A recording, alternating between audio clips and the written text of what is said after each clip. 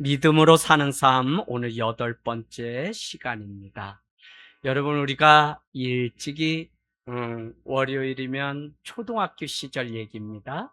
또 군대를 가면 선생님이 이렇게 얘기합니다. 기준하면 한 사람을 기준 삼아서 헤쳐 모이기도 하고 그 사람이 기준되어서 열과 오를 맞춰서 쓰게 됩니다. 그때 가장 중요한 것은 무엇이냐면 기준은 움직이면 안 돼요. 무슨 얘기인지 아시죠? 기준은 정확히 그 자리를 지키고 있어야만 줄을 이렇게 열과 오가 맞춰서 쓸 수가 있습니다. 저는 여러분께 묻기를, 올 한해 여러분이 살아가시면서 이제 2월 달 맞이하게 되는데 여러분이 살아가면서 그 기준은 무엇인가요? 여러분, 기준이 있을 때 우리는 그 기준에 부합된 삶을 사는 것이지 사람들의 말대로 그냥 되는 대로 살면 사는 것이 아닙니다. 그래서 저는 올해 우리 하늘 땅 교회와 우리 성도들의 삶의 기준이 무엇이냐면 복음이고, 그 복음대로 합당하게 살아가는 믿음이 기준이었으면 하는 마음으로 올 한해 기준을 삼고 걸어갑니다. 여러분, 믿음이 기준이 되어서 이 하늘 땅 교회와 오산시에 우리 성도들의 그 삶이 이렇게 좋은 소문이 나서 가면 먹을 것이 없는 교회가 아니라 아무리 많은 것, 외적인 무슨 모습, 프로그램 많은 거 있어도 성도들이 그 교회에 왔을 때 믿음의 향기를 맡고 이곳에서 내 삶을 드렸으면 좋겠다는 그 고백이 있기를 원합니다. 오늘 우리가 읽은 말씀은 베데스다라고 하는 많은 문 중에 예루살렘의 양의 문이라고 하는 곁에 바로 베데스다라고 하는 그 연못이 있다는 거예요. 그 안에서 일어난 근본적인 변화를 우리는 볼 수 있는데, 베데스다가 되도록 만들어야 하는 싸움이 오늘 우리에게도 있습니다. 무슨 얘기냐면 베데스다라고 하는 그 말의 의미는 자비의 집이라고 하는 의미예요. 그러니까 있어야 되는 그 자비가 정작 없는 곳이 오늘 이 양문 곁에서 일어난 연못가의 일이라는 거예요. 여러분, 오늘 우리가 싸워야 되는 것을 저는 세 가지로 좀 보려고 하는데 한번 적어놔 보실래요? 그곳에는 무엇이 있냐면 우리가 싸워야 되는 신화가 있어요. 요지는 무엇이냐면 물이 동할 때 누구든지 뛰어들면 그곳에 낫는다고 하는 전설과 같은 신화와의 싸움이 있어요. 사도 바울은 에베소서나 많은 곳에 너희는 거짓된 신화를 따르지 말라고 하는 그 신화가 있다는 거예요. 또 한 가지는 오늘 38년 때 앉은 병자로 살아가야 되는 현실이라고 하는 그 문제와 싸워야 돼요. 그런가 하면 또 한 가지가 있는데, 이날은 언제냐면 언제? 안식일이에요. 그러면 안식일에는 전혀 움직이면 되지 않는 형식이라는 게 있는데, 형식과 주님의 사랑과의 싸움이 있어요. 이해되시나요? 다시 말씀드릴게요. 첫 번째는 신화와의 싸움, 두 번째는 현실과의 싸움, 세 번째는 형식과의 싸움이 놓여 있어요. 그 싸움 가운데서 승리를 해야만 우리는 베데스다라고 하는 곳에 진정으로 주님의 자비와 긍휼이 임하는 은혜를 경험하게 돼요. 여러분, 베데스다는 오늘 연못인데 물이 있다는 거예요. 그 다음에 그 주변에는 뭐라 그래요? 3절에 보니까 많은 병자들이 질비하게 있다는 것입니다. 여기에 있는 환자들에게는 저마다 물에 대한 기대가 있어요. 우리가 오늘 4절 말씀에 보면 일찍이 내려오는 전설, 신화가 있는데 그 물이 동할 때 먼저 그곳에 들어가는 자가 고침을 받는다고 하는 기대가 있다는 거예요. 여러분, 오늘도 우리는 이 예배 가운데 나와 있어요. 여러분은 어떤 마음과 어떤 기대로 이 예배 자리에 여러분은 나오시게 되었나요? 내가 오늘 수예배를 집사로서 드렸다고 하는 안도감, 아니면 이곳에서 주님의 영광을 보고 내 삶이 회복되기를 원하는 그 믿음의 고백인가요? 그래서 많은 기대감이 있는데 오늘 이곳에 있는 사람들의 기대감은 하나밖에 없어요. 목적은 하나라. 그게 뭐예요? 고침받는 그 일이에요. 그런데 그 치료받기 위해서는 베데스다라고 하는 연못 근처를 떠나면 안 되는데, 그곳에는 다름 아닌 계속적으로 내려오고 있는 신화가 한 가지가 있어요. 뭐냐면, 가끔 물이 움직일 때 제일 먼저 뛰어드는 사람은 어떤 병에 들었든지 걸렸든지 낫는다고 하는 신화가 있어요. 우리 시골에서 흔히 살아보면 이 신화, 전설이 얼마나 인간의 그 삶에 파괴력이 있는지 알아요. 여러분, 사람이 빠져서 그 연못에 죽었다. 날이 이런 날은 전혀 제아가 거기에 수영하러 가지 마라. 우리 동네에 아이가 하나 빠져 죽었는데 귀신이 그 아이를 잡아갔다라고 하는 전설이 수천 년 동안 내려왔어요. 그런가 하면 이 귀신을 가둔 동굴이 있는데, 향을 피워놓고 제사가자가 있는데, 그곳에는 범접하면 마치 우리가 하나님의 얼굴을 보면 정녕 너희가 죽을까 하노라 라고 하는 말과 같이 그곳은 가면 안 되는 전설이 있어요. 여러분, 그러니 그곳 가운데 웬만한 사람이면 갈 수 없는데, 당시 이봉춘이라고 하는 9살 소녀는 김영호, 소밥, 개밥 주다가 머리 물려서 별명이 빵꾸. 그 다음에 김종진, 3명이 학교를 전폐하고 참나무로 칼을 깎아서 귀신과 싸워서 이기겠다고 동네에 얼마나 이게 소란스럽게. 어느 날 이장님이 동굴에 제사상 올리러 갔는데 상과 항아리가 다 깨져서 이 마을에 이제 악신이 와가지고 사람들 누가 죽어도 죽어갈 거라고 하는 그 소문이 파다하게. 그래서 범인을 잡기 위해서 마을회관에 모여서 손톱을 잘라서 기름솥에 넣는 이 어처구니 없는 일들을, 옛날 사극에나 봤던 그 일들이 우리 동네에 일어났어요. 다행히 저는 그래도 모범생으로 사람들에게 인정돼서 그곳에 회집 명령이 없었을 뿐이고, 다른 사람이 엄하게 손톱 잘라 넣었더니 손톱이 어떻게 휘었다나 해서 범인이라고 모함을 받아서 그분이 이사를 가는 일들이 생길 정도로, 신화나 전설은 이와 같이 무서워요. 여러분, 오늘 3절, 4절 한번 다시 보실래요? 그곳에 신화가 있는데 전설의 고향의 이야기와 같이 사람들의 마음과 생각을 지배하는 이야기, 즉 신화가, 미스테리가 있다고요. 그 안에 많은 병자, 맹인, 다리 저는 사람, 혈기 마른 사람들이 누워 물의 움직임을 기다리니, 이는 천사가 가끔 못에 내려와 물을 움직이게 하는데, 움직인 후에 먼저 들어가는 자는 어떤 병에 걸렸든지 낫게 되리라. 이 신화는 여러분 진짜나요, 가짜나요? 이것부터 우리가 구분해야 돼요. 권사님, 진짜예요, 가짜예요? 진짜라고? 좀 생각하고 말해. 좀 진짜가 아니지, 신화가 저렇게.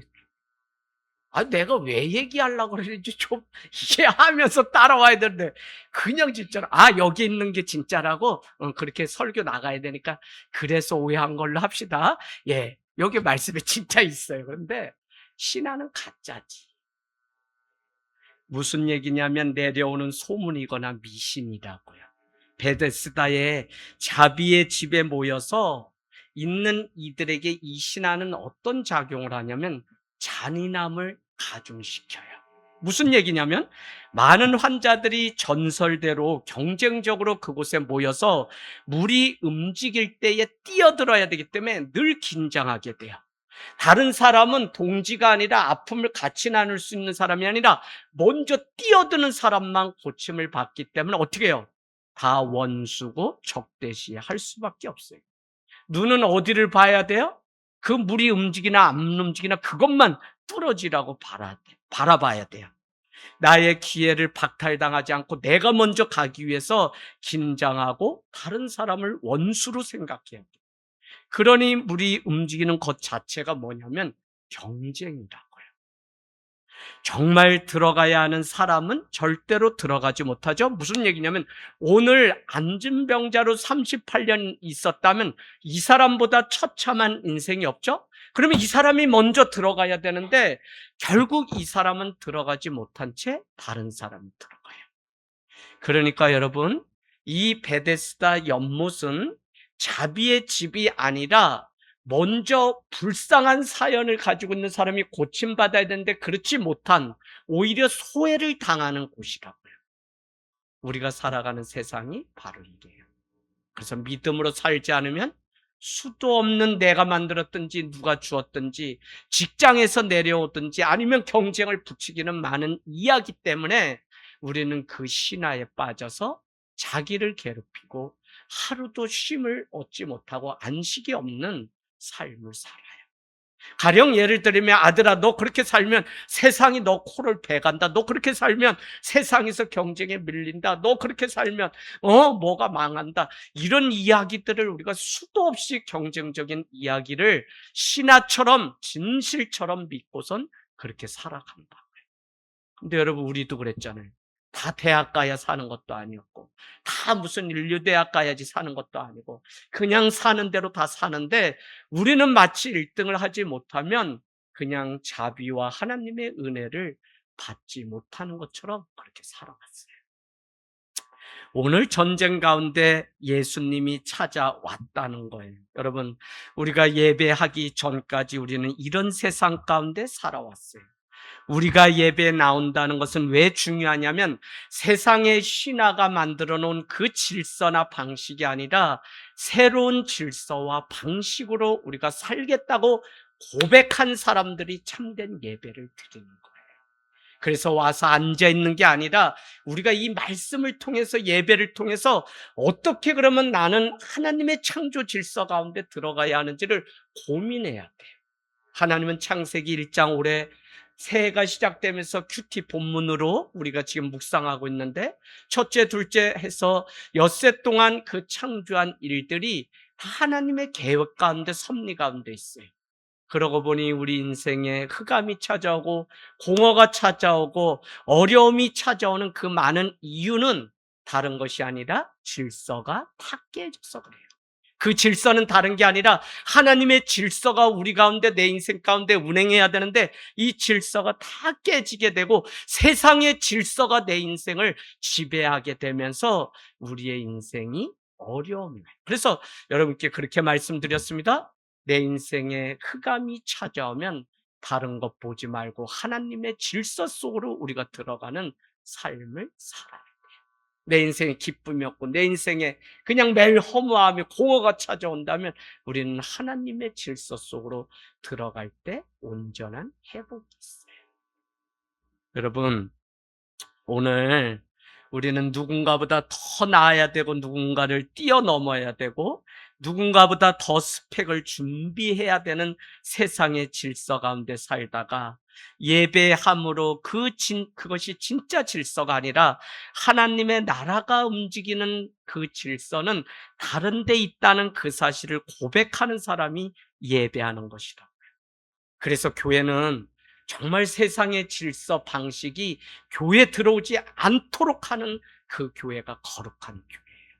주님은 우리가 요한계시록 21장에 가면 거룩한 새하늘 새 땅을 말씀하시면서 그곳에 너희가 들어갈 것이라고 하는데 가치는 다른 거 아니에요. 돈이 많아야 된다, 커야 된다, 부자여야 된다, 공부를 많이 해야 된다, 이런 세상적인 질서가 아니라 거룩한 새하늘 새 땅이다.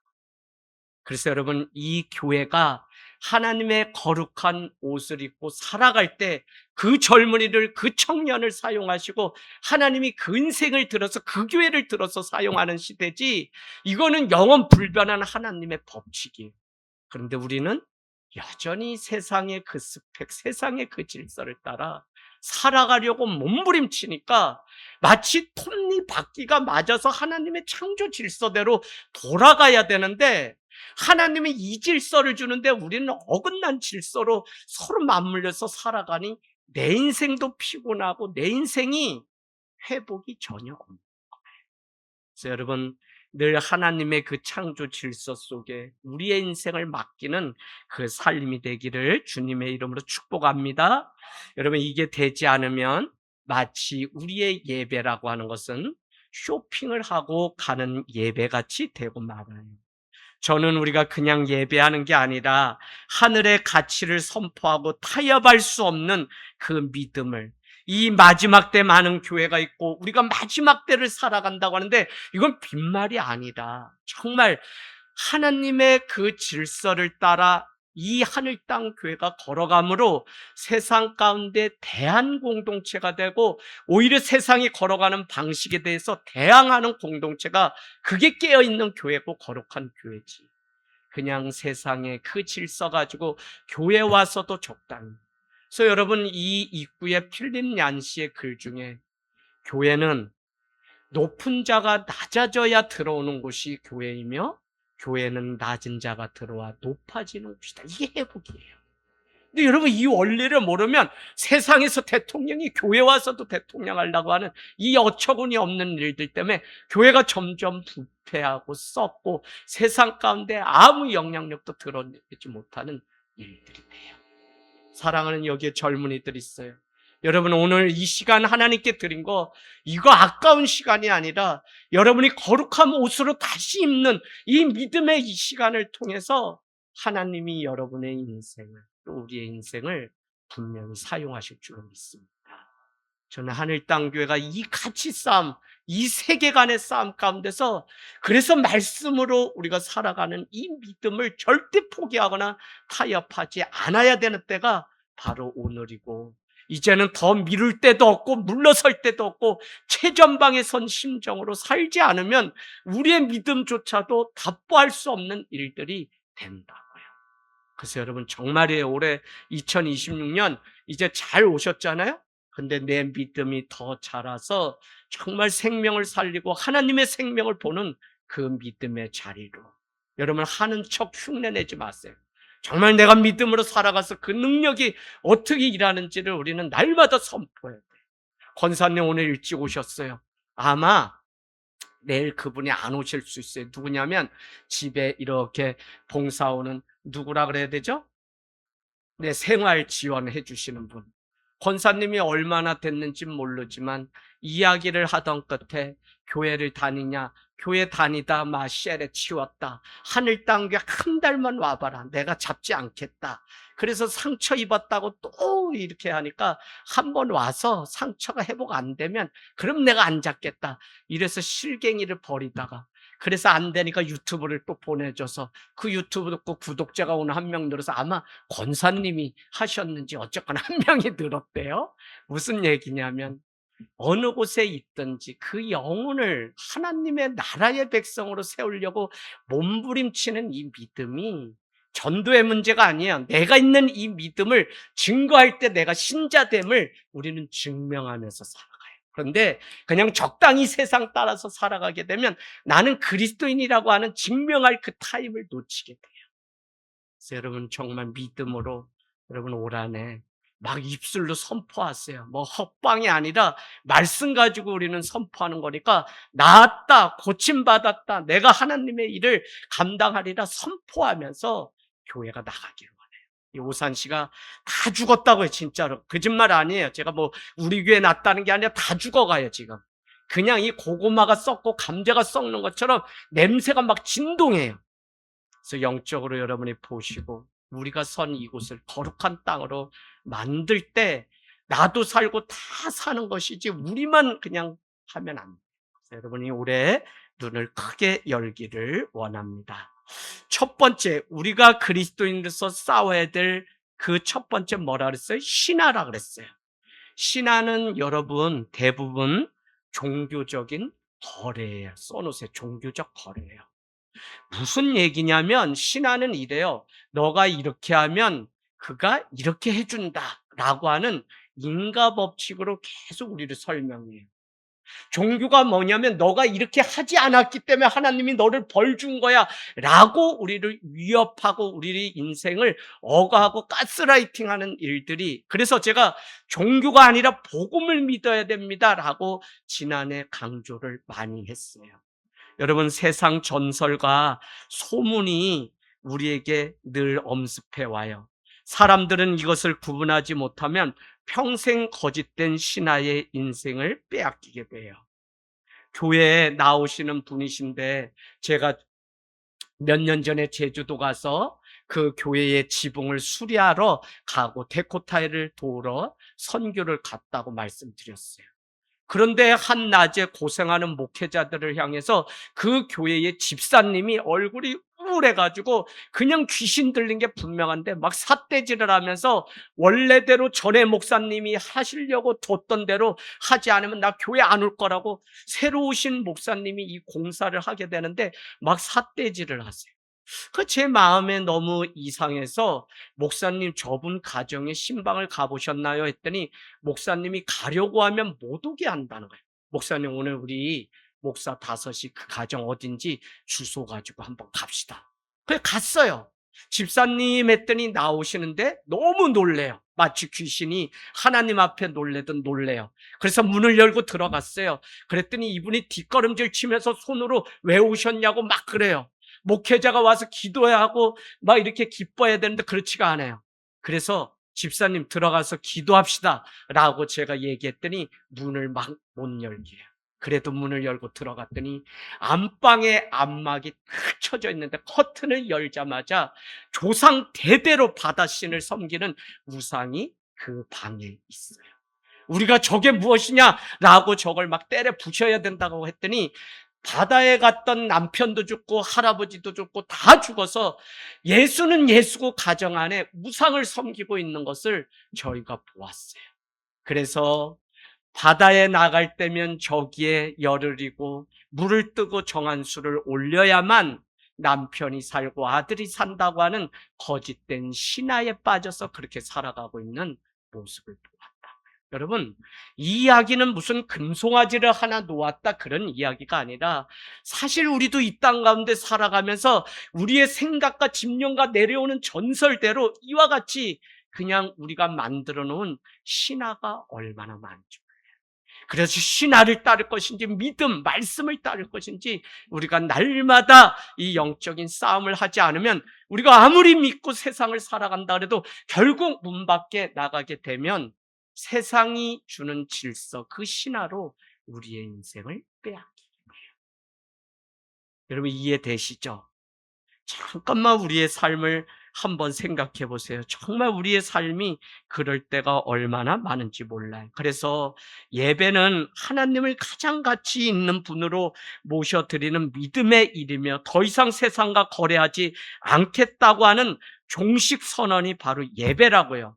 그래서 예배가 오늘도 어떤 거래를 위해서 우리가 하나님 앞에 나오고 하나님 앞에 사역을 하고 헌신을 하면 그것은 우리 스스로가 속는 거예요. 예배는 거래가 될 수 없어요. 종교, 신화는 계속적으로 거래를 우리에게 얘기한다고요. 그래서 그게 뭐예요? 당신이 이렇게 하면 당신의 가정이 이렇게 살고 당신이 그렇게 하지 않았기 때문에 자녀가 아프고 누가 아픈 것으로 계속적으로 신화와 이 종교는 우리를. 그런데 여러분 90% 이상이 아마 이와 같은 복음의 틀에 우리가 빠져서 복음이신 예수 그리스도를 믿는다고 하면서도 여전히 그와 같이 무당 같은 믿음을 우리가 가지고 있을 때가 있다는 거예요.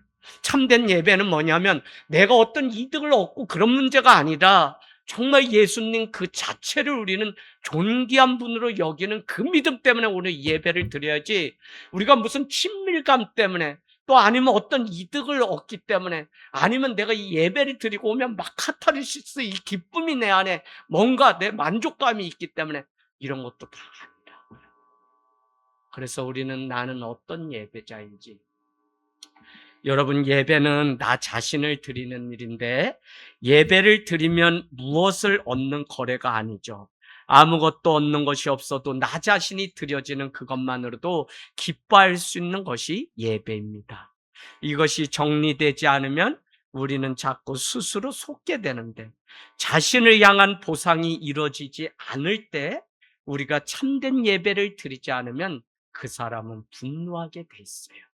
시험에 들었다 하는 많은 사람들의 요지는 무엇이냐면 내가 하나님 앞에 사역도 하고 헌신도 하고 이런 봉사도 했는데 하나님이 내게 그것을 주지 않았다. 사람들이 알아주지 않았다. 목사님이 알아주지 않았다. 오히려 내가 오해받았다. 뭐 했다. 다 하나님과의 거래도 아니고요. 자기 스스로 거짓된 신화에 빠져서 결과는 상처라고 말해요.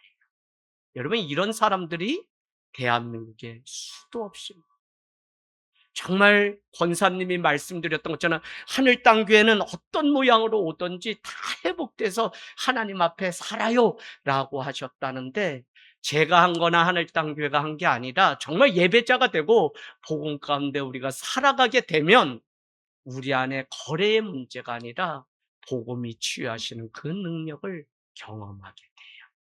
여러분, 그냥 손 들고 하나님께 내 인생을 드리고 예배하기로 했으면 어떤 거래도 하지 말고 그냥 그 시간, 그 인생 드리는 그거 아까워하지 말고 주님 안에 살아가는 이 시간이 세상에서 누릴 수 있는 천국이라는 그 믿음으로 우리가 살아가는 그 일이 있기를 원해요.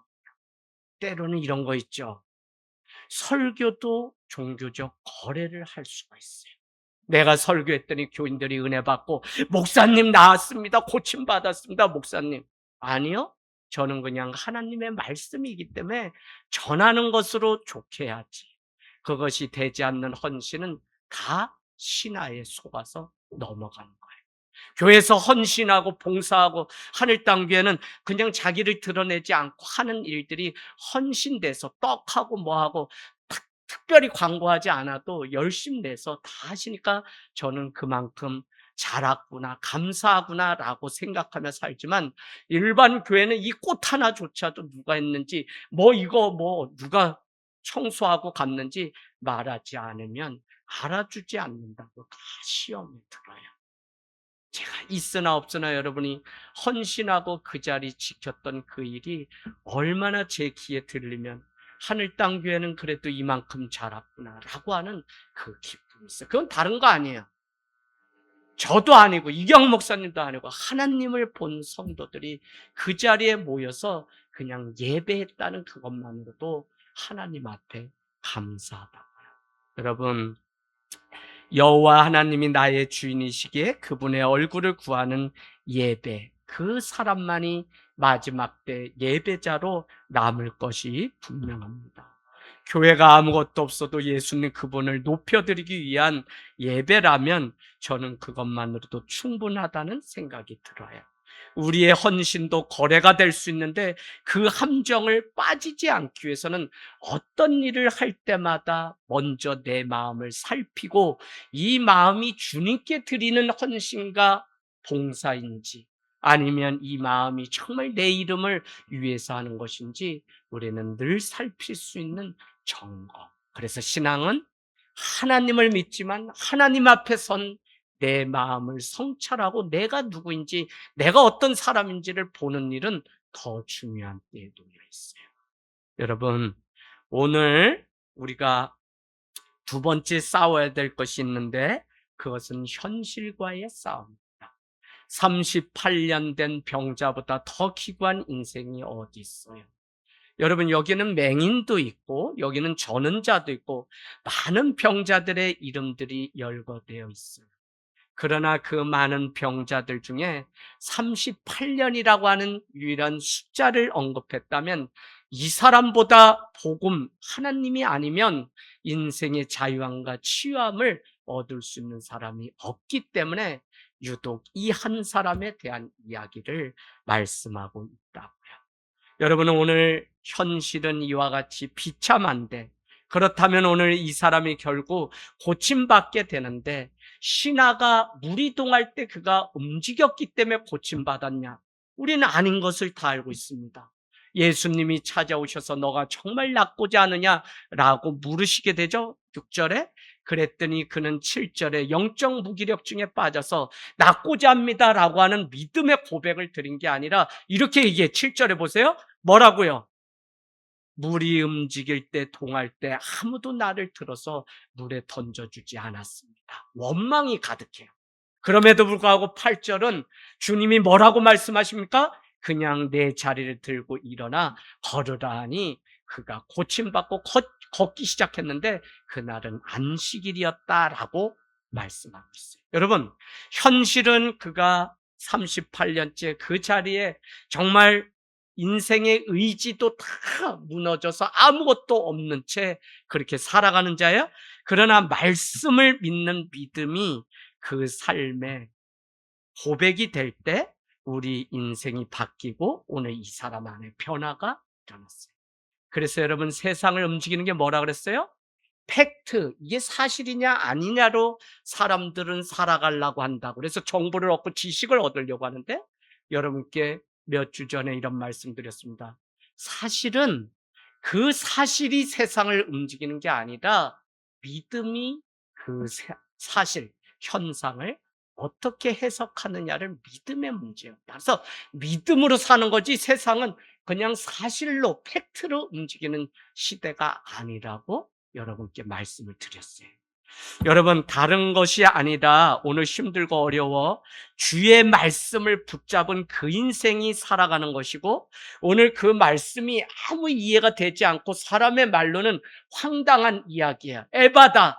이 진흙을 가지고 침을 뱉어서 주는 그것을 눈에다 붙이고 너가 고침받을 거다, 눈을 뜰 거다 하는데, 아니 이 가르침이 눈에 붙었는데 그게 뭘 고침받겠어요? 전혀 이건 상식적이지도 않고 더러워서도 못할 일인데, 예수님은 그렇게 하니 에바다 열려라 하니 그가 눈을 뜨는 일들이 일어나게 돼요. 그럼 뭐예요, 여러분? 그를 침을 발라서 했다 이게 아니라, 여러분은 뭐를 보라 그랬어요? 왕의 신하의 아들이 죽게 다 되었는데 많은 사람들이 와서 다 고쳐도 가장 큰 문제는 고칠 수 있는 사람이 이 땅 가운데는 없어요. 그러니까 그 신하가 자기 아들을 살리기 위해서 예수님의 소문을 듣고 가는데 예수님이 느닷없이 이렇게 살아났다는 거예요. 그래서 그게 말이 되지 않는데도 그 믿음을 가지고 집으로 돌아오는데, 그 신하의 집에 종을 만나게 되는데, 주인이시여, 당신의 아들이 나았습니다 라고 하니까 뭐라고 물었다는 거예요? 언제 나았냐? 그랬더니 어젯밤 몇 시라고요? 7시에. 7시였어요? 7시에 열이 떨어지기 시작했습니다. 그러면 여러분은 오늘 이 왕의 신하의 아들은 뭐가 믿음이냐면, 나았다라고 하는 예수님의 그 말씀을 믿는 그 믿음이 그를 고친 것이지 다른 게 아니라고요. 예수님이 거기에 간 것도 아니에요. 그냥 그곳에서 선포했을 뿐인데 나았다. 여러분, 오늘 이가 변명하지만 예수님이 무슨 다른 방법을 한 것이 아니라 예수님 그냥 네 자리 들고 가라고 하니 그가 갔더니 일어나 걸었다는 거예요. 참, 우리의 세상에 살아가는 현실로는 도저히 이해 안 되고, 정말 성경의 일들은 여러분 정말 믿음이 아니면 믿지 못하는 일들 뿐이에요. 그런데 이걸 우리가 믿어야 되고 이거를 세상 가운데 사람들은 자꾸 증명해 보라고 하는데, 아니요, 증명은 어떻게 한다고요? 내가 믿는 믿음으로 오히려 세상 가운데 증명하는 거지, 증명된 것을 믿는 것은 과학이에요. 그거는 우리가 믿는 게 아니에요. 우리는 믿음으로 고백한 것, 그게 증명이에요. 그래서 여러분, 믿는 방식이 다른데 오늘 중요한 것은 무엇이냐면, 말씀이 바로 그 원망과 불평의 자리에 있던 그 인생을 고쳤다. 38년 된 병자가 일어날 수 있는 이 작은 기적은 다른 게 아니에요. 바로 오늘 말씀 때문에 그 고침받은 그 일이 유대 사회의 충격과 균열을, 그걸 우리는 스캔들이라고 해요. 남녀 연예인들이 만나서 썸씽이 일어나는 그 스캔들이 아니라, 스캔들이라고 하는 것은 원래 헬라어인데 스캔달리조라고 하는데 원뜻은 뭐냐면 걸려 넘어지게 하다라는 거예요. 예수님이 말씀하시면 유대인이나 바리새인들 그 말에 걸려 넘어져서 따지고 항변하듯, 마치 우리가 오늘 믿음으로 이 현실과의 싸움에서 승리하는 그 일들이 일어나게 되면 세상은 스캔들 위주에 걸리게 돼요. 그래서 정말 소망이 있느냐, 정말 지금도 그렇게 살아계신 하나님의 역사가 일어나느냐라고 교회와 우리에게 질문할 거예요. 그때 베드로전서 3장 15절은 소망에 관하여 묻는 자들에게 항상 대답할 것을 준비하라고 하는 우리 하늘땅교회 영구 말씀. 그래서 주보 맨 앞에 있죠? 소망에 관하여 묻는 자들에게 대답할 게 있게 돼요. 그래서 우리 삶이 중요한데 그냥 똑같이 사는 삶이 아니라 믿음으로 살아낸 그 삶을 볼 수 있는 그게 너무 중요한 때고요. 여러분, 능력을 갖추지 않은 교회는 이제 교회라고 할 수 없어요. 저는 이거 분명해요. 믿음으로 능력으로 살고 그 삶을 살아내지 않으면 세상이 우리를 그리스도인이라고 하나요? 여러분, 집사님 회사에 가보세요. 그러면 뭐라 그래요? 에이, 교회 다니는 사람 다 그렇고 그런 사람. 이렇게 된 시대에 살아가요. 근데 정말 그의 삶에 믿음의 능력이 있고 그 삶을 보면 예수 그리스도의 능력이, 그 영향력이 드러나기 시작하면 세상도 우리를 향해 소망이 거기에 있구나라고 하며 예수님을 믿게 되는 거예요. 이게 초대교회 성도들의 삶이었다. 여러분, 믿음 가운데 말씀 가운데 타협하지 말고 오늘 현실과의 싸움은 결국 말씀으로 이겨냈던 이 38년 된 병자의 삶처럼 날마다 하나님의 살아계심을 느끼고 체험하는, 그래서 직장에서도 어디서든지 그 고백을, 여러분 가만히 내 믿음 보세요. 여러분, 힘들다 어렵다 죽겠다가 많아요. 하나님 살아계시다, 내가 말씀 때문에 이렇게 산다, 내 삶이 새로워졌다, 이 고백을 더 많이 해요. 다현이 뭐라고 고백, 어느 게 더 많은 것 같아요? 죽겠다 살겠다 죽겠다 살겠다? 죽고 싶다? 네, 아니래요. 아니래요. 여러분 참 말이. 그래서 여러분, 제가 금요일에 여러분께 부탁드렸어요. 영적인 부분 안에서는 이기는 것도 거룩한 습관이 돼요. 그 사람은 계속 이기는 싸움을 싸우면 그게 습관이 돼요. 근데 놀라운 것은 지는 것도 여러분 나쁜 버릇이 돼요. 계속 지고 말씀도 없고 뭐도 없고 시험이 들었어요. 이것도 버릇이 되는데 여러분 그거 아세요? 영적인 것도 여러분 자녀들에게 그대로 흘러가요. 그래서 저 집이 시험 들었다 이러면 엄마가 집사님인데 막 정신없이 왔다 갔다 이 교회 저 교회 하면 애도 그냥 그렇게 되는 것이 왜 그러냐면 무슨 대물림 이런 게 아니라 우리가 그 그림자를 따라서 살게 되기 때문에. 그래서 눈이 오나 비가 오나 그 자리를 지키고 기도하는 부모님이라면 그 자녀가 또 그 자리를 지키며 살아가는 거예요. 여러분 언제 이루어지나요? 오늘 이 일은 안식일에 이루어져요. 아무것도 하면 안 되는 날이죠. 걸어도 먹어도 안 되는 거예요. 우리가 싸워야 되는 세 번째가 무엇이라고요? 형식입니다. 오늘 이 사람의 나음을 보고 많은 사람들은 축하해 주어야 되는데 10절 말씀에 가니까 벌써 너 왜 안식일에 자리를 들고 왔다 갔다 하느냐고 비난하는 사람들, 유대인이 나와요. 지금 이 사람은 38년 동안 죽어서 살았고 움직이지 못하는 사람이 움직이게 됐으면 기뻐하며 함께 축하를 해 주어야 되는데 오히려 유대인들은 이 놀라운 사건을 보지 못해요. 뭐만 봤어요? 형식만. 무슨 형식? 안식일이라는 형식. 그날은 움직이면 안 돼. 그날은 고쳐도 안 돼. 그날은 누가 죽어가도 움직이면 안 돼. 여러분 이렇게 믿진 않아요 혹시? 의외로 많아요. 자꾸 형식에 매이게 되면요 사랑을 잃어요. 주일날 많은 분들이 저를 보고 키득키득 웃으셔요. 그래서 제가 말씀을 전해야 되는데 여기저기 자꾸 터져요. 그래서 제가 나중에 피드백을 받으니까 목사님이 애들에 맞춰서 어떻게 설교를 하려는데 막 자기들도 왔다 갔다 했대요. 목사님이 그냥 일반 설교처럼 갈라 그러다가도 뭐 어떻게 하면 꽁트처럼 막 되고 막 이래서 목사님이 이 설교를 오늘 다 마칠 수가 애따 모르겠다. 설교 10분 안 넘습니다. 그러고 마쳤더니 인사하는데 엄지척 은혜 많이 받았어요. 그러면서 그래서 예배 끝 짧게 하니까 좋구나. 45분 보통 설교하는데 10분 만에 마치고 또 간식도 있고 하니까 또 이송현 또 청년은 무슨 터키에서 뭐 그냥 버킷리스트 중에 뭐 하나가 딜라이트 뭐 음식 뭘 먹는 건데 제가 사온 고게 또 딱 맞아 떨어졌다네. 그래서 뭐 그런 얘기 저런 얘기를 들어요. 전 조현진 집사님이 좋았다고 이렇게 하는 건 나 처음 봐요. 그럴 여인이 아니에요. 우리 조현진 집사님 그렇게 값싼 여자가 아니에요. 엄지쳐가면서 목사님 너무 좋았어요. 왜? 어린이교회 부장 집사님이니까. 애새끼들 왔다 갔다 하고 막 움직이고 이러면 큰일 나는데, 아니 10분이라고 그냥 애들이 가만히 있는데, 또 우리 최지연 집사님은 잠자다가 암송구절하게 되니까 애랑 나와서 한번 섰다고, 그날 독감 때문에 못 오신 모미나 집사인데 얼마나 가서 자랑으로 씹으러 쌌는지 집사님이 연락이 왔어요. 아니 목사님 예배가 완전히 바뀌었다며, 우리 윤우랑 막 앞에 가서 했다면서요. 우리 지연 오빠가 엄청 좋았다고. 막 목사님 그래요. 짧으면 다 좋아. 말씀은 없고 그냥 막 빨리 밥 먹고 다 좋아. 제가 그렇게. 근데 제가 왜 좋았다고 하는지 다 알 것 같아요. 그래도 아이들의 눈높이에 맞춰서 무엇인가 하려고 애쓰는 그 모습이 좋았죠. 여러분, 아이들과 함께 해야 된다는 그것 때문에 그냥 뭐 형식 없어도 된다 이게 아니에요. 만일 우리의 예배에 형식을 생명보다 더 중요하게 생각했다면 이런 일이 일어났겠죠. 이주원, 너 어디 움직이고 있어? 주원이 없죠? 예. 그런가 하면 선민이 있죠. 선민이네 이 방송 안 들 텐데, 김선민, 너 예배 시간에 누가 왜 줘라? 라고 얘기할 수 있겠죠.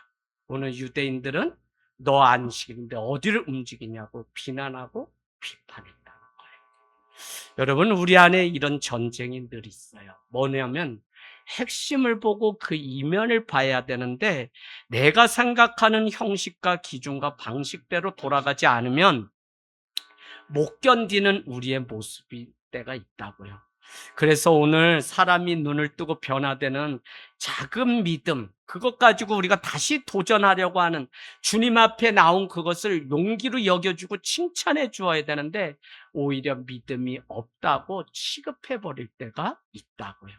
내가 생각한 기준으로 자신의 거룩함을 포장하려고 하는 위선이 앞서게 되면 오히려 믿음의 말을 한다고 해도 그게 믿음이 아니고 자신의 정당성을 확보하기 위해 거짓말하려고 하는 거칠의 형식이 우리 안에 있게 돼요.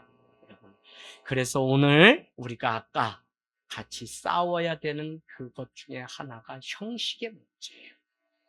형식 중요해요. 형식 중요해요. 남녀가 결혼하는데 결혼식이라는 형식 중요해요. 그런데 중요한 것은 그 형식은 남아있는데 사랑이 없다면 그건 아무것도 아니죠.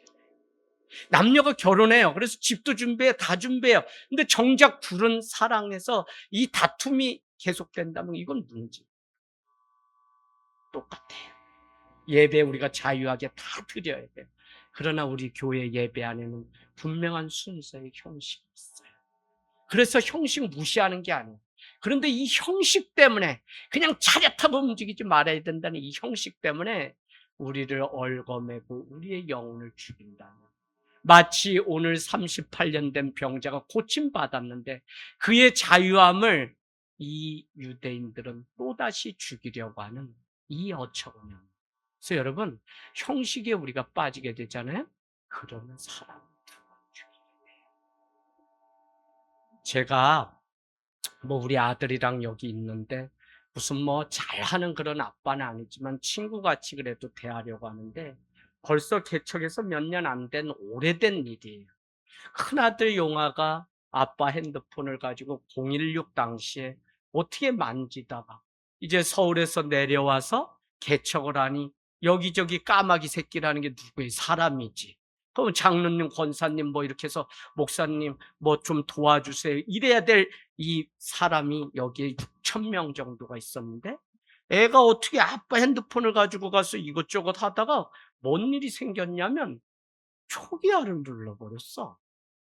그래가지고 이 번호가 싹 날라갔는데, 엄마인데 가서 사고 친 얘기를 쓱 했는데 집사람도 벌써 오금 저려서 이거 어떻게 얘기해야 되나 해서 저한테 얘기를 하는데, 하나님이 그날따라 제 마음을 또 엄청나게, 그래서 막 걱정되는데 속으로는 야 이거 뭐 사람 뭐 없어서 어떡하나 그러는데, 마음 가운데 그런 마음, 야 이 목사 너 사람 의지하지 말라고 아야 애를 통해서 6천 명 정도 되는 사람들 다 날라.